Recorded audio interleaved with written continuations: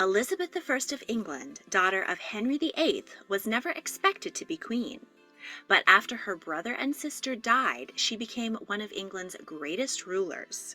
She swore off men and was a brilliant leader who proved that a woman could do the job just as well as a man. 1833 at Greenwich Palace. Her father had moved heaven and earth for her to be born. He was desperate for a legitimate son to secure the Tudor dynasty, and when his first wife, Catherine of Aragon, entered menopause, having only given him one living child, a daughter Mary, he spent 7 years brawling with her and the Pope in an effort to secure an annulment and take a new wife. In the end, he split England from the Catholic Church and made himself the head of the new Protestant Church of England in order to marry his new paramour, Anne Boleyn. 9 months after Henry and Anne wed, she gave birth. But both parents were deeply disappointed when the child they had done so much to secure turned out to be a girl. The royal couple took the birth in stride and carried on with the planned feasts and jousts to celebrate the birth. S's were added to the word prince in the official birth announcements, which had already been written. As was customary for royal children of the time, Elizabeth was set up in her own household and raised away from her parents. But her mother Anne loved her dearly and visited her often. Unfortunately, Anne's relationship with her sovereign husband began to sour. Anne suffered a miscarriage, and Henry turned his attention to other ladies. Anne's enemies at court poisoned the king against his wife, and she was arrested and charged with adultery. When Elizabeth was just 2.5 years old, her mother was beheaded in the Tower of London. 11 days later, her father married the next lady in line, Jane Seymour. Jane finally gave Henry his heart's desire, a legitimate male heir.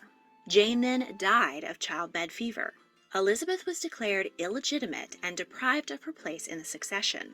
Elizabeth was raised in her brother's household and along with him. When the princess was 4, Kat Ashley was appointed as her governess, and the women remained close friends from then on. Elizabeth was exceedingly intelligent and diligent in her studies. Kat taught her French, Flemish, Italian, and Spanish. Other talented tutors were appointed to educate her, and she impressed them all with her brilliant mind. From the age of 12, she was able to translate the works of Greek and Roman philosophers into various languages. Elizabeth's father, King Henry VIII, had gone on to marry 3 more times. His 6th wife, Catherine Parr, also possessed an impressive intellect, and was the first English queen to write and publish a book. She impressed the young princess with the power a woman could wield. Catherine encouraged the ailing king to reconcile with his 2 daughters, Mary and Elizabeth. Henry was impressed with his second daughter's intelligence and precociousness, and she reveled in his renewed praise and attention.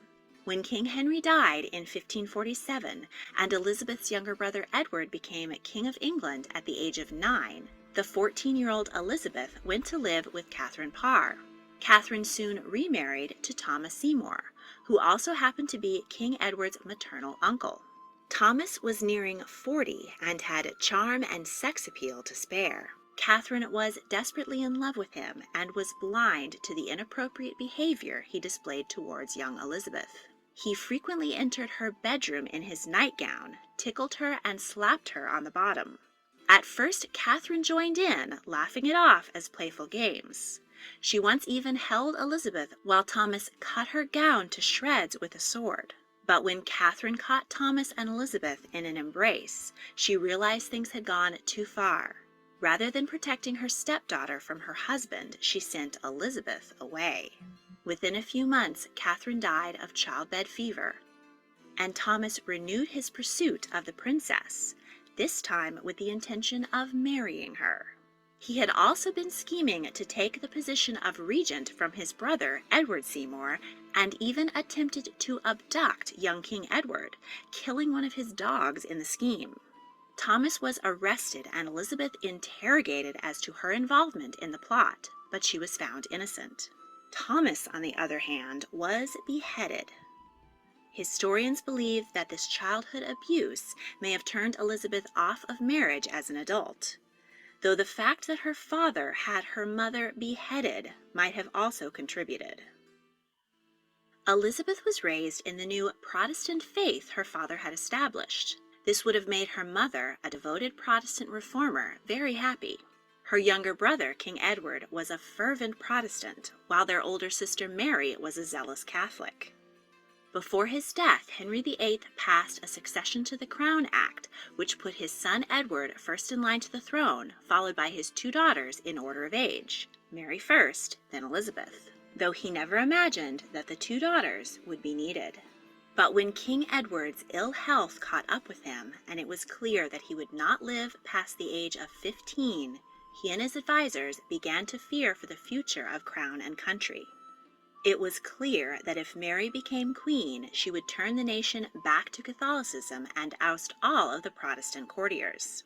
They had no legal grounds to skip Mary in favor of Elizabeth, as both had been deemed illegitimate. So they threw out the Succession Act and instead made Edward's cousin, Lady Jane Grey, the heir. When Edward died in 1553, most likely of tuberculosis, Jane was declared queen by the Privy Council. But the scheme to swap out Jane for Mary was doomed from the start. Mary was popular with the people and they felt they'd been duped. Mary easily raised an army and marched to London with Elizabeth by her side, ending Jane's reign after only 9 days. Mary, now queen, recognized that Jane had been a political pawn and did not wish to execute her cousin. But when a rebellion in Jane's favor frightened Mary's betrothed from coming to England, Mary signed the death warrant, and the 16-year-old, 9 days queen lost her head. Mary had fought her whole life for her position after her mother, Catherine of Aragon, had been cast out as queen. When she came to the throne at 37, she made quick work of undoing her father and brother's efforts to convert the nation to Protestantism. But she turned her initial support against her when she decided to marry a foreign prince, her cousin Philip, heir to the throne of Spain. Elizabeth knew she was in a dangerous position. As the Protestant heir to the throne, she was an obvious rallying point for anyone who wanted to rebel against Queen Mary. Elizabeth tried to display solidarity and Catholic conversion to her sister, though she made excuses and faked illnesses to get out of attending Mass, infuriating Mary. A year into Mary's reign, Elizabeth received a letter from Thomas Wyatt, who informed her that he was raising an army in rebellion against the Queen. Elizabeth wisely did not reply in writing, but told the messenger, rather ambiguously, that she would do whatever God called her to do. Wyatt's rebellion was quickly suppressed by Mary's army, and Princess Elizabeth was brought to court and interrogated about her involvement. She vehemently protested her innocence, but was imprisoned in the Tower of London while she awaited her sister's decision. The 18-year-old was terrified that she might meet the same end on the scaffold as her mother had. Some of Mary's counselors advised her that she would never be safe while her sister lived. Others argued that there was no evidence against Elizabeth and that she should be spared. After 2 months, Mary released Elizabeth from the Tower, but had her placed under house arrest. All along the carriage ride to her new prison, crowds cheered in Elizabeth's support, though she likely wished they would have let her keep a lower profile. She was held prisoner in the gatehouse of Woodstock Manor for a year. The building was dilapidated, drafty, and dirty, and she feared as much of dying from illness as from her sister's displeasure.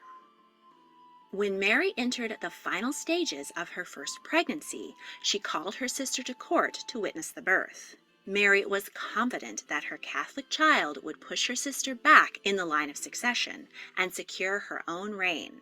But as the 10th and 11th months ticked by with no signs of labor, the Queen's swollen belly began to recede. She probably suffered a combination of a tumor and a psychosomatic episode. Following the humiliation of her false pregnancy, most believed that the now middle-aged Mary would never bear a child. Her husband Philip abandoned her and returned to the continent.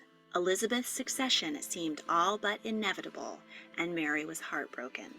In fury and desperation, the Queen accelerated her plans to rid England of Protestants. She became known as Bloody Mary by burning some 280 martyrs at the stake.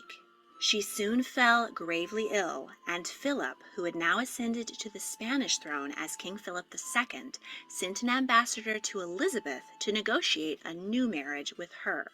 Elizabeth was living in improved conditions at Hatfield House and was making plans for her own government and a return to peace and religious tolerance. She put Philip's ambassadors off, making no promises. Nearing her end, Mary had no choice but to declare Elizabeth her successor. She died on November 17, 1558, at the age of 42, most likely of uterine cancer. When messengers rode to inform Elizabeth, they found her walking in the park beneath an ancient oak. As they bowed before their new queen, the 25-year-old proclaimed, "This is the Lord's doing, and it is marvelous in our eyes." A train of 1,000 lords and ladies soon assembled to accompany the new sovereign on her journey to London, and crowds cheered her all along her triumphant ride. On January 15, 1559, the date chosen by her astrologer, Elizabeth was crowned Queen of England and Ireland in Westminster Abbey.